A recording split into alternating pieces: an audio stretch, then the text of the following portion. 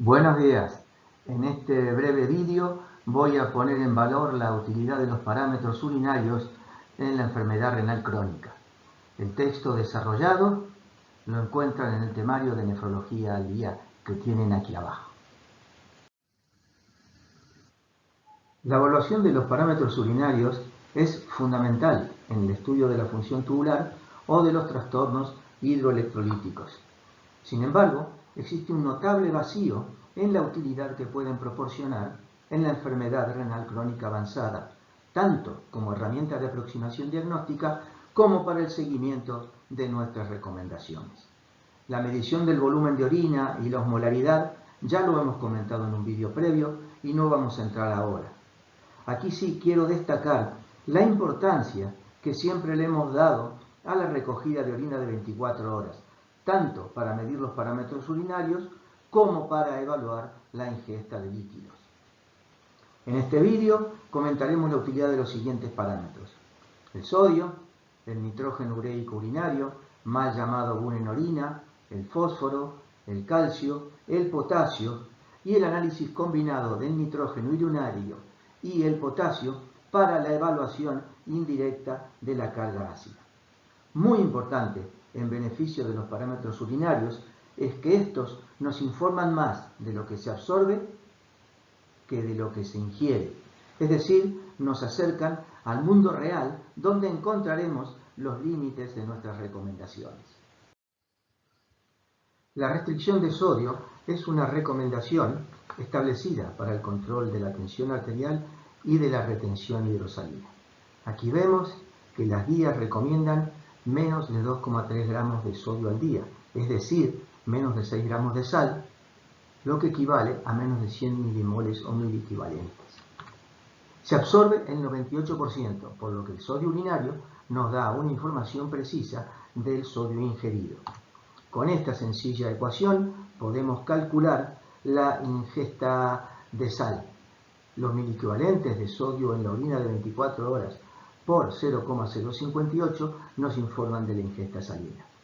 Ahora bien, esto es lo que se recomienda, pero a nivel poblacional es frecuente encontrar niveles de sodio de esta magnitud, con sodio urinario entre 170 y 255 miliequivalentes o más. Veamos los resultados de nuestra consulta en 335 pacientes. Así vemos que la mediana y el rango intercuartil son claramente subóptimos, por arriba de los 100 miliequivalentes recomendados, aunque mejores que los datos poblacionales. Conseguir una ingesta salina de 6 gramos al día, o sea 100 miliequivalentes, es posible, pero muy difícil de alcanzar. Pero en cualquier caso, con estos datos podemos actuar con los transgresores y los grandes transgresores, que son bastante frecuentes. El nitrógeno ureico urinario. Los beneficios de la restricción proteica en la dieta son razonablemente aceptados en la literatura. Las nuevas guías Kadodsky recomiendan estos valores, a mi entender, absolutamente sorprendentes por lo difícil de alcanzar. Es fácil recomendar, pero conseguir estos objetivos en el mundo real es muy complicado, tal vez en el del ensayo clínico. En este sentido, la determinación del nitrógeno urinario es un parámetro útil para verificar nuestras recomendaciones. La relación entre la ingesta proteica y el nitrógeno urinario fue descrita por Maroni hace más de 3 décadas y es válida para pacientes en equilibrio metabólico y clásicamente utilizada en estudios posteriores. La ingesta proteica deriva de la medición del nitrógeno urinario más una constante que es el nitrógeno ureico por 6.25. En datos de 194 pacientes de nuestra consulta, vemos que los 6 gramos de nitrógeno urinario, que ya es bastante, son aproximadamente 0,8 gramos kilo día, se alcanzan en un muy pequeño porcentaje de pacientes. La ingesta media oscila, según el peso del paciente, entre 0,9 y 1 gramo kilogramo día. De tal manera que para nosotros un nitrógeno urinario en general menor de 7, siempre en función de la masa corporal, podría ser considerado un objetivo orientativo razonable. Estas cifras, a mi modo de ver, son inalcanzables en el mundo real, a menos que el paciente esté muy complicado y no tenga apetito. La relación entre la ingesta de fósforo y de proteínas ha sido verificada tanto en estudios poblacionales como en pacientes en hemodiálisis. Una ingesta de aproximadamente 50-60 gramos de proteínas, por redondear, se corresponde en las encuestas dietéticas con 640 a 800 miligramos de fósforo, es decir, cerca del límite alto de las recomendaciones dadas por las guías de práctica clínica. Esto es prácticamente imposible de conseguir, por ejemplo, en pacientes en hemodiálisis, donde las dietas son de 1 a 1,2 gramos de proteínas. Para valorar la entrada de fósforo tenemos varios inconvenientes. El primero es la imprecisión de los registros dietéticos. La absorción intestinal descrita es muy variable entre el 40 y el 80%, y las encuestas dietéticas no incluyen el efecto muy importante de los aditivos muy ricos en fósforo. Bien, vamos a la fosfaturia. Esta aporta información relevante, ya que nos acerca más a la cantidad absorbida. Fíjense, en este eje de coordenadas, donde tenemos el nitrógeno ureico en el de las X y el fósforo urinario en el de las Y, vemos los datos publicados por nuestro colega, el doctor Caravaca, y nuestra serie, en la cual observamos que son absolutamente superponibles, lo que lógicamente da fiabilidad a estos estudios. De esta forma tenemos que la eliminación de nitrógeno urinario que veíamos antes, mediana, se corresponde con una fosfaturia de aproximadamente algo más de 500 miligramos.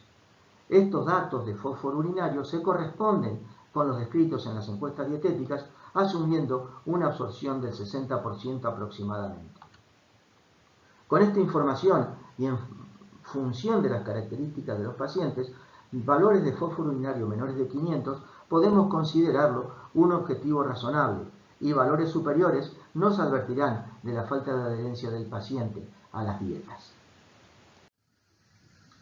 Bien, la excreción urinaria de calcio oscila entre 250 y 300 miligramos en la población con una ingesta habitual. De hecho, valores superiores a los 4 miligramos por día son indicativos de hipercalciuria. Pero vean aquí, en este estudio realizado con otros objetivos, pero vamos a la eliminación urinaria de calcio en pacientes en estadios 3 y 4 de enfermedad renal crónica. Es que es sorprendentemente baja. De hecho, los autores sugieren que la absorción intestinal debe ser bajísima y la valoran entre el 17 y el 22%. Datos de nuestra consulta fueron aún menores, con una mediana de 20 y un rango intercuartil de 14 y 37 miligramos por día. Evidentemente, o el calcio se absorbe muy poco, o dónde va el calcio. Y esto es preocupante por las características calcificaciones vasculares que presentan los pacientes urémicos.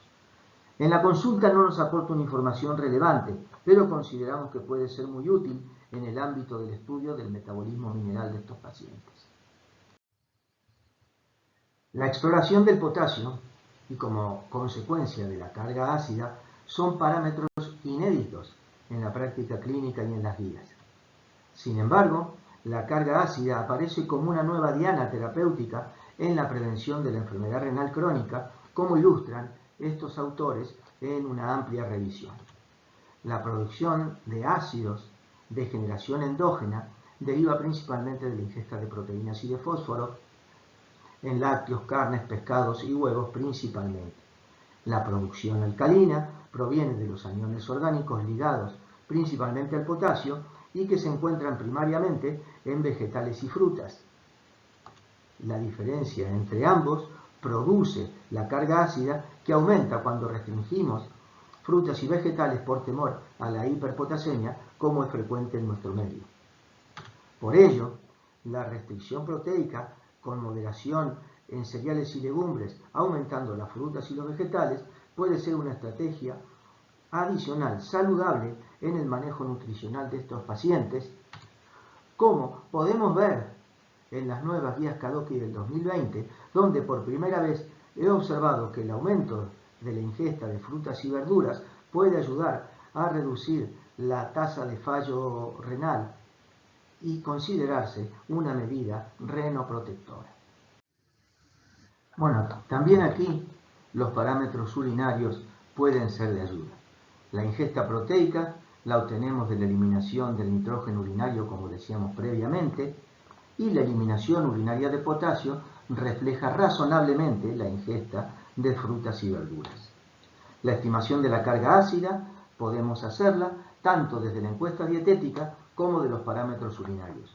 Hay varias ecuaciones en la literatura, como revisan muy bien estos autores, y nosotros optamos por una ecuación sencilla desde la orina a partir de la ingesta proteica dividiendo por el potasio urinario.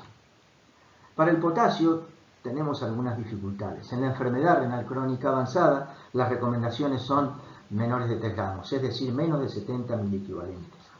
En ERCA no están establecidos ni bien definidos estos valores y por lo tanto suelen ser culturalmente bastante restrictivos por el temor a la hiperpotasemia, lo que nos lleva a dietas menos saludables. En este sentido, varios estudios, aquí tenemos 3 de ellos, sugieren que con una liberación prudente de verduras y frutas se puede alcanzar una reducción de más o menos el 40% de la carga ácida respecto a las medidas clásicas más restrictivas para el potasio. Los parámetros urinarios junto al potasio sérico nos permiten muy bien monitorizar esta dieta. Estos valores en orina nos indican que estamos ante una dieta de restricción moderada de fósforo y proteínas, con mayor carga alcalina, en general entre 70 y 100 miliequivalentes de potasio en orina, que nos conducen a una menor carga ácida y que podemos considerar nutricionalmente segura, más saludable y con probables beneficios renoprotectores. En definitiva, los parámetros urinarios nos aportan información, con especial referencia a los hábitos nutricionales de los pacientes y a la adherencia a nuestras recomendaciones.